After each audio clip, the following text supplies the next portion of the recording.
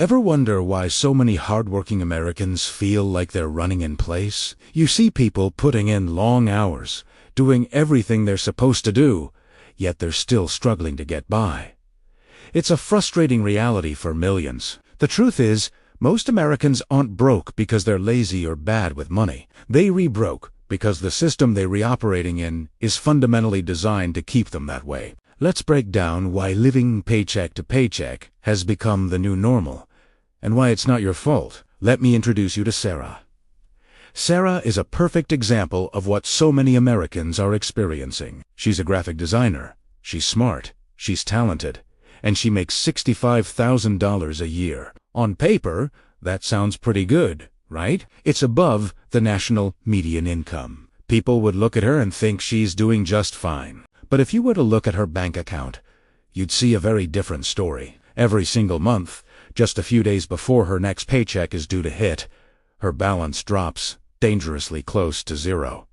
Sometimes, it even goes into the negative. So, where does all her money go? It's not like she's living a life of luxury. She's not buying designer clothes or going on lavish vacations. Her money disappears before she even gets a chance to really decide what to do with it. First, there's rent. Sarah lives in a modest one-bedroom apartment in a city with decent job opportunities, and that alone consumes 40% of her take-home pay. That's a huge chunk gone right off the top. Then comes her car payment. She needs a reliable car to get to work, so that's another few $100s a month. Add car insurance on top of that. Then there are her student loans, a constant reminder of the investment she made in her education. And we can't forget the credit card bills. A few years ago, her car broke down unexpectedly. The repair cost over $1,000, money she didn't have. So she put it on a credit card. Then a medical emergency left her with a bill her insurance didn't fully cover. That also went on the credit card. Now she's stuck making minimum payments, which barely cover the interest. The principal balance hardly moves. It feels like she's bailing out a sinking boat with a teaspoon. For Sarah, there's no emergency fund. There's no buffer. A single unexpected expensive flat tire, a sick pet, a broken appliances enough to send her entire financial situation into a tailspin. There is absolutely no breathing room. She lives in a constant state of low-grade financial anxiety, always wondering what will happen if something goes wrong. This isn't just Sarah's story. It's the story of over half the country. This brings us to a crucial insight. Living paycheck to paycheck, ISNT, really about how much money you make. It's about the massive, ever-growing gap between your income and your essential expenses. The problem isn't that people's desires have become too extravagant. It's that the cost of basic survival has skyrocketed, while wages have failed to keep up. The goalposts for financial stability are constantly being moved further and further away. Let's look at the numbers, because they paint a very clear picture.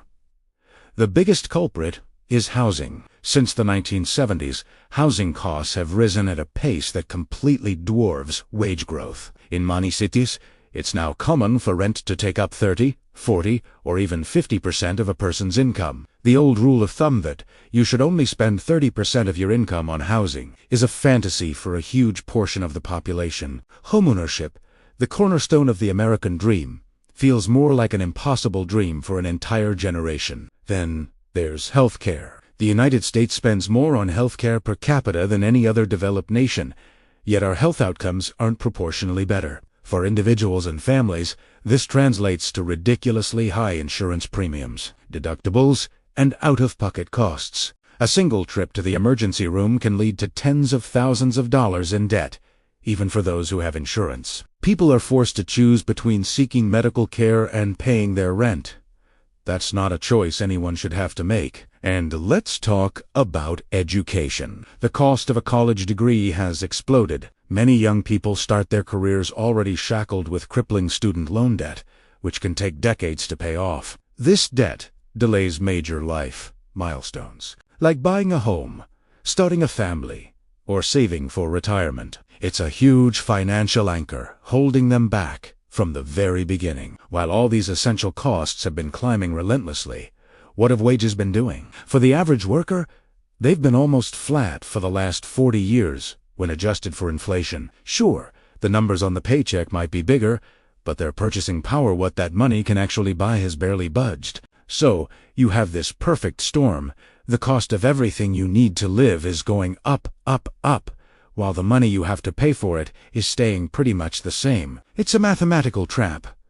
On top of all this, we have the role of debt. The system is built to encourage it. Credit is easy to get, but it comes with high interest rates that can be incredibly difficult to escape. Banks and credit card companies profit enormously from people who are just trying to make ends meet. When you're living paycheck to paycheck, credit cards often stop being a convenience and start being a survival tool. But it's a tool that digs you deeper into a hole with every use. So, if you're watching this and you feel stuck, if you feel like you're doing everything right but still can't get ahead, I want you to hear this. You are not bad with money. You are not a failure. You are playing a game that is systematically stacked against you. You trying to win a race where someone keeps adding hurdles to your lane while you running. The narrative that personal financial struggles are always a result of individual irresponsibility is a damaging myth. It ignores the massive economic forces at play. Recognizing this isn't about making excuses or giving up. It's about understanding the true nature of the problem. When we correctly identify the problem, we can start to have a real conversation about the solutions. These solutions have to be bigger than just make a budget or cut back on lattes. We need to talk about affordable housing, fair wages, accessible health care, and sensible student loan policies. We need to demand systemic change. For now, the first step is to let go of the shame and guilt that so often come with financial struggle. Know that you're not alone in this. Millions of people are in the exact same boat, rowing as hard as they can against a powerful current. Please remember, this video is for educational purposes only and is not financial advice. Your individual financial situation is unique, and it's always a good idea to consult with a qualified professional.